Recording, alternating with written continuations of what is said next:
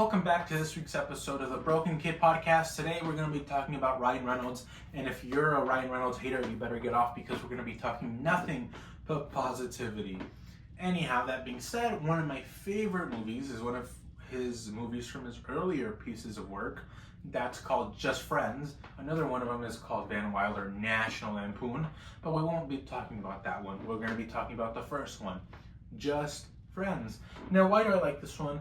Well, aside from Ryan Reynolds being his charming self in this one and having that boyish charm, it's actually undercut with a little bit more of him being a bit of a jerk, a bit of an asshole. Because essentially, if you've seen the movie, it's along him and Amy Smart and Anna Faris. So, pretty young couple of people who would go on to make it relatively big, except for that Amy Smart. She didn't really make it big in anything.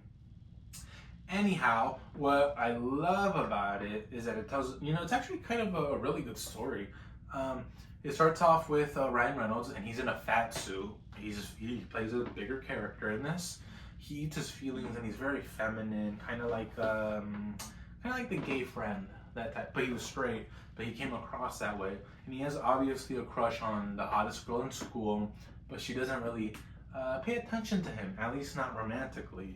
Because they're actually best friends, hence the title. They're just friends, but they're really close friends. But she always keeps overlooking him. And what he decides to do is before they graduate, like in senior year, he decides to pretty much profess his feelings. And Amy Smart, her character, just says, "Oh my God, I love you," like a brother. And of course, he gets so mad. And rather than I think he handled it pretty well. Because some people turn to drugs, some people become douchebags, which is maybe kind of what he did.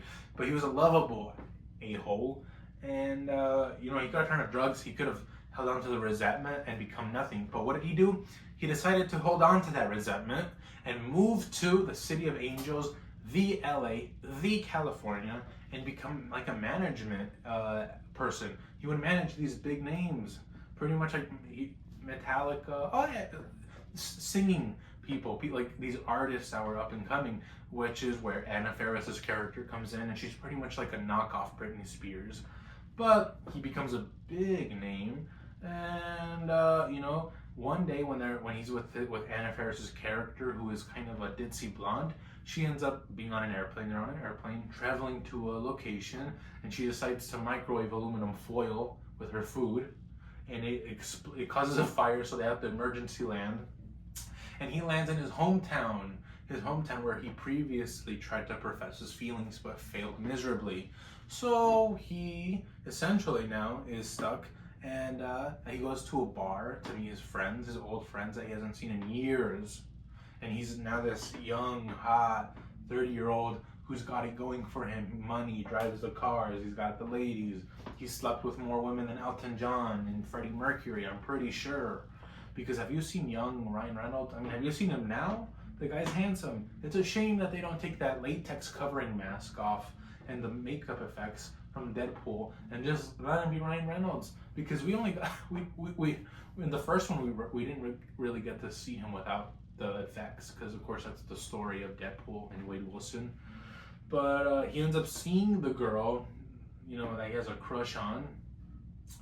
And it just, fast forward to pretty much the end, he ends up professing his feelings. And she ends up, saying, yeah, we can give it a go. But, I got thinking about this, and some people might think that it's a good story, it's happy, and they found love happily ever after, and they got their happy ending. But I beg to differ, because that girl was so rude to him when she was just a kid, and she never tried to it's never really said if she tried or didn't, but you could have made a real effort, because if this is your friend, who was pretty much like your best friend, who was always there for you, you could have tried a lot harder and then just have given up. You moved on a little too easily. And I just think that it's all too common that this happens. Ryan Reynolds shouldn't have left her into his life. Ryan Reynolds should have gone on to marry some hot celebrity in the movie, or some hot blonde, or some hot brunette. And if you're, I was gonna say if you are a brunette, leave a comment, because I have a thing for brunettes. But anyhow, I used to have a blonde, but blondes are just an ambitious level of work. But no, he should have stuck his ground, and it's okay if he went back because he is in the state already. You know, he's gonna eventually. It's a small town. Everyone knows everyone, so there was no way he wasn't gonna not see her. But he should have just. It could have been a different story with a different narrative of, hey, you know what? Maybe I don't need you as much as I thought I did, and I can go on and look at everything I accomplished. Yeah, there was womanizing going on, but I can still change myself. 10 years of being a womanizer, it's okay. Look at what you did. You were dating a loser. So that's my hot take, but you should go definitely check this movie out and tell me what you think, because it's actually one of his better movies. Not that he has any bad movies, but of course it's his earlier work. So he was using it as a crutch to get more recognized. But no, it's amazing and it's a fun. You should watch the bloopers too. And that being said, I'll go ahead and have a good night and enjoy the rest of your night. And hopefully you have a great day tomorrow. And hopefully we see each other for the next episode of the Broken Kid Podcast. And see ya.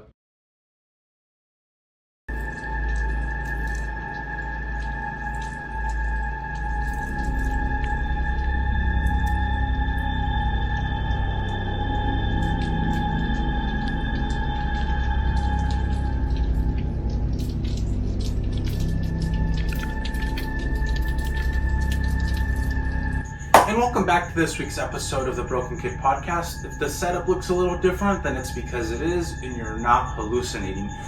But to get straight to the point, I don't like to ask for things, but I'm in a competition, and it's for Halloween, and there's a link below. I'm going to keep it pretty short and simple.